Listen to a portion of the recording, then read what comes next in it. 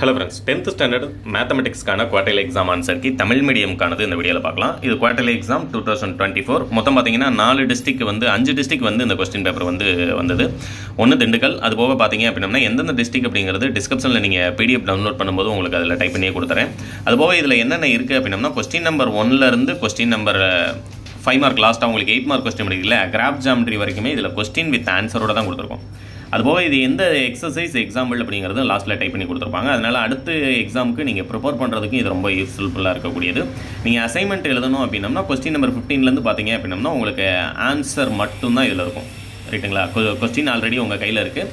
அதுபோக நீங்கள் அசைன்மெண்ட் எழுதுறதுக்கு ஆன்சர் என்ன எழுதணும் அப்படிங்கிறது உங்களுக்கு 2 மார்க் क्वेश्चन, அந்த 2 மார்க் क्वेश्चन முடிஞ்சதுக்கப்புறமா பார்த்தீங்கன்னா क्वेश्चन நம்பர் 29லேருந்து உங்களுக்கு 5 மார்க் क्वेश्चन ஸ்டார்ட் ஆகுது இல்லையா? அந்த 5 மார்க் क्वेश्चन क्वेश्चन நம்பர் வைஸாகவே உங்களுக்கு வரிசையாக கொடுத்துருக்காங்க. அது even compulsory question also compulsory क्वेश्चனும் சேர்த்தே உங்களுக்கு கொடுத்துருக்காங்க. அதே மாதிரி பார்த்தீங்கன்னா லாஸ்ட்டில் உங்களுக்கு தெரியும். அடுத்தது பார்த்தீங்கன்னா क्वेश्चन நம்பர் 43 and 44ல் பார்த்தீங்க அப்படின்னா கிராஃப் ஜியோமெட்ரி நீங்கள் என்ன எப்படி பண்ணியிருக்கணும் அப்படிங்கிறது கிராஃப் ஜியோமெட்ரி உங்களுக்கு அலைன்மெண்ட் சேர்த்தே கொடுத்துருக்காங்க. அதனால் இது டவுன்லோட் பண்ணி நீங்கள் அசைன்மெண்ட்டுக்கு எழுத யூஸ் பண்ணும்போது ரொம்ப யூஸ்ஃபுல்லாக இருக்கக்கூடியது. எந்தெந்த டிஸ்ட்ரிக்ட் இந்த क्वेश्चन பேப்பர் ஆல்ரெடி பார்த்தீங்கன்னா திண்டுக்கல் டிஸ்ட்ரிக்ட் ஒன்று நான் ஏற்கனவே சொல்லிட்டேன்.